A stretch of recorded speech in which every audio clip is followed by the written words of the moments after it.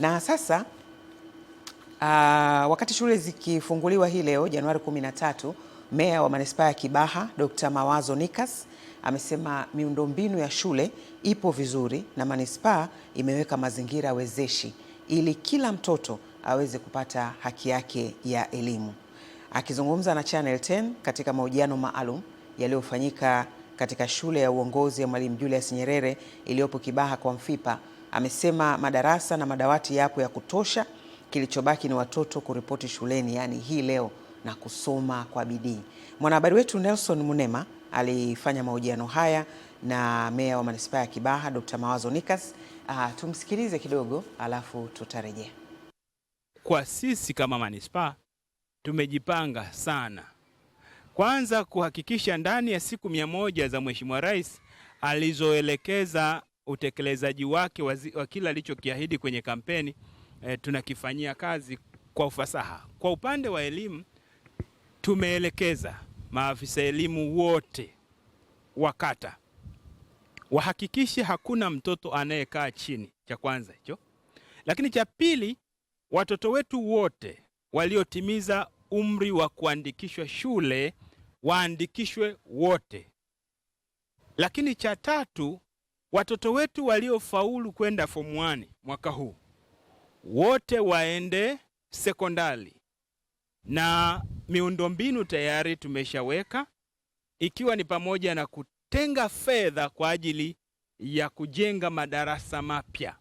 Na ukipita kwenye shule zetu za sekondari tumeweka madarasa mengi. Kuna shule zimepewa madarasa 6, shule zimepewa madarasa 4, zingine mawili, kulingana na uhitaji wa wanafunzi watakaoingia. Kwa hiyo sisi tunatarajia kwamba wanafunzi wetu wote watapata sehemu ya kujifunzia, na pia tumetenga fedha kama manispaa kwa ajili ya kutengeneza madawati. Mpaka tunavyozungumza hivi madawati yametengenezwa na mradi na project ile imekamilika kwa 100%. Kwa hiyo hatutarajii kuona watoto wetu tarehe 13 wakikaa chini, lakini pia sehemu za kujifunzia ikiwa ni pamoja na madarasa yakiwa tayari yamekamilika kwa ajili ya watoto wetu. Kwa hiyo tumejipanga kwa hili. Sawa sawa. Na ili kufanikisha hilo, mmetengeneza mazingira gani wezeshi ambayo sasa yatahakikisha kwamba hichi ambacho mmekipanga kiende kikafanyike kwa katika uhakika wake?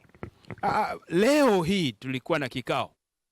Waheshimiwa madiwani tumekaa nao kikao kwa maana ya kamati ya huduma za jamii. Tumeielekeza ikaenda pamoja na afisa elimu wetu kwenda mpaka kwa yule anayeandaa yale madawati, na wamejiridhisha, wamekuta madawati yamekamilika. Kwa hiyo madawati yamekamilika kwa 100%. Kwa hiyo watoto wetu wategemee kwenda kukaa sehemu yenye madawati, hawatakaa chini. Lakini ujenzi na umaliziaji wa madarasa unaendelea kwa awamu hizo, japokuwa fedha tulishapeleka zote. Kwa hiyo mafundi wanakimbizana. Tulitarajia ndani ya siku 45 tuwe tumemaliza kujenga, lakini hata kama hatutamaliza ndani ya siku 45 tulizokuwa tumepanga, tutakuwa tumepiga hatua kubwa sana. Kwa hiyo tunaamini kwamba mpaka tarehe 13 nitawaiteni kuja kuona baadhi ya madarasa yaliyokamilika pamoja na madawati yatakayokuwa yameingizwa kwenye maeneo ambayo tumeainisha. Tunafahamu kwamba mkoa wa Pwani ni mkoa mkubwa sana, na wewe kwa sababu huko hapa Kibaha kama meya, mstahiki meya manispaa, kuna changamoto za usafiri, lakini pia kuna utaratibu wa wanafunzi kupata chakula wawapo shuleni. Ni kwa namna gani mmeweka mazingira ya hayo mambo yaweze kufanikiwa? Kwanza tunalenga malengo ya milenia. Kama Tanzania sisi sio kisiwa. Kwa dunia ya sasa kuelimisha mtoto ndio kuelimisha jamii yote.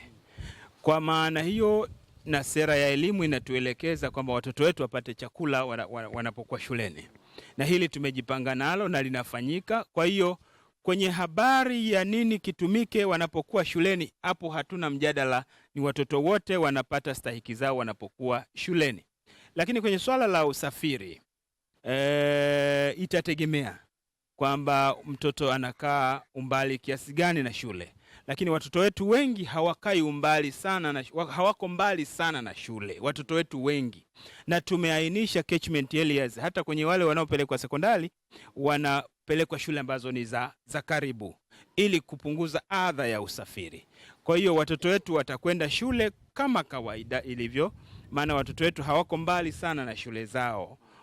Na wale hata wanapokuwa mbali na shule zao, basi namna ya kuifikia shule si ngumu sana kulingana na jiografia ya maeneo yetu yalivyo. Kwa hiyo hilo tumejipanga nalo na linafanyika na hakuna shida katika hilo. Ninaamini hakuna mabadiliko yoyote yatakayokuwa yamejitokeza. Hapa tunazungumza na mstahiki meya wa manispaa ya Kibaha hapa mkoani Pwani, na hapa ni shule ya Mwalimu Julius Kambarage Nyerere, shule ya uongozi hapa Kibaha kwa Mfipa. Mimi naitwa Nelson Munema.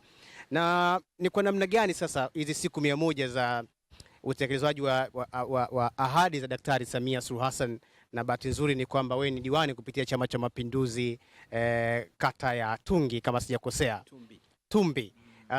Mnatafasiri vipi zile siku 100 kwamba yawe yamekamilika yale ambayo ilani ya chama inaelekeza, ahadi za chama, lakini sera za serikali? Kwanza, Mheshimiwa Rais ukiangalia dhamira yake ya dhati katika kuitetea na kuilinda nchi yake ameelekeza, na ukimtazama dhamira yake Mheshimiwa Rais anatamani Watanzania wawe na tabasamu.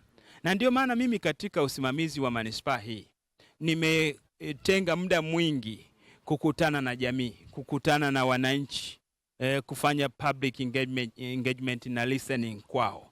Kwa ninakwenda kwa wananchi, tunazungumza shida zinazowakera, kama ziko level ya manispaa nazifanyia majibu, nazipatia majibu pale pale.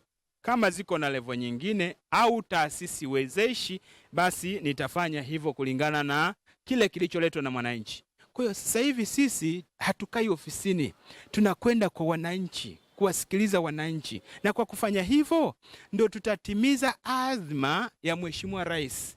Mheshimiwa Rais anatamani Watanzania watabasamu, na kwa maana hiyo fedha zimeshakuja.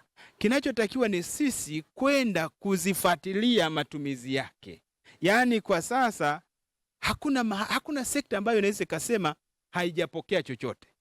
Tumepokea fedha, zipo, na hata jana tunavyozungumza sekondari ya Misugusugu imeingizwa fedha milioni 300 kwa ajili ya upanuzi wake. Kwa unaweza kuona kwamba hakuna kilichosimama, kila kitu kinakwenda kwa haraka ili kusudi siku 100 alizosema Mheshimiwa Rais na tathmini yake, wananchi wawe na kicheko, wasiwe na kero ndogo ndogo ambazo sisi viongozi wa ngazi ya chini tunaomsaidia Mheshimiwa Rais waendelee kulalamika kwa vitu vidogo wakati tupo. Kwa hiyo hili tutalikamilisha na linaenda vizuri sana. Tumelifanya kwa ubora kwenye elimu na kadhalika. Kwa hiyo tumefanya haya. Umekuwa ni miongoni mwa mamea katika nchi yetu sasa Tanzania, wanasema mea machachari kweli kweli, kwa namna ambavyo umejipambanua kwenda kutafasiri changamoto za wananchi na kuzitafutia majawabu. Ni nini hasa kimepeleka huo mguso kwako, na umepata matokeo gani mara baada ya kufanya matukio kama ambayo tumeyaona, kwenda field moja kwa moja na kutatua changamoto za wananchi? Kwanza, wananchi wanachokipenda zaidi ni kuwa karibu na viongozi wao. Mimi ninaamini uongozi huu nimepewa na Mwenyezi Mungu, na kwa maana hiyo ukishapewa kazi kufanya, wafanyie watu, na kwa sababu sisi tumechaguliwa na wao, basi waone uwakilishi wao kabisa. Kwa hiyo ndio maana mimi niliguswa. Kwanza ni wito wangu kuwatumikia watu, na ndio maisha yangu. Hata taaluma yangu ya utabibu, kazi yangu ni kugusa watu kila siku. Kwa hiyo pamoja na kuwa mstahiki meya wa manispaa, nilichochagua mimi ni kwamba niwe na kwenda nasikiliza, na kaa nao, na kula nao, na kunywa nao, shida zao shida zangu, raha zao raha zangu. Haya ndio maisha niliyochagua mimi kufanya kazi. Kwa hiyo nitakwenda kwao, tutalala pamoja, tutakula pamoja, tutakunywa pamoja, tutapata tabu pamoja, lakini nisikilize na kuweza kutatua shida zao kwa ukaribu. Hawa ndio marafiki zangu, hawa ndio wamenipa madaraka haya, na hawa ndio mabosi zangu. Kwa hiyo mimi sitakaa ofisini muda mwingi, nitakwenda kuwasikiliza, na nimefanya hivyo, na kwa kufanya hivyo nimejifunza mengi. Wamenieleza mambo mengi sana, na kwa kweli wananchi wetu wana matumaini makubwa na sisi. Wanatamani tufanye makubwa zaidi, kwa sababu wao wanahisi uwakilishi wao uwakilishi wetu kwao wanauona kabisa kwamba kweli tunafanya kitu ambacho kinaonekana kwa macho. Sasa unatoa wito gani kwa Watanzania sasa kwa dakika chache kabisa? Watanzania kwanza mtegemee kicheko kipindi hiki cha Mheshimiwa Rais Dr. Samia Suluhu Hassan, na ameahidi mara nyingi, na niwaambie ukweli, katika kipindi ambacho Mheshimiwa Rais ameongoza kwa kipindi kifupi hiki, nimeona mabadiliko makubwa sana.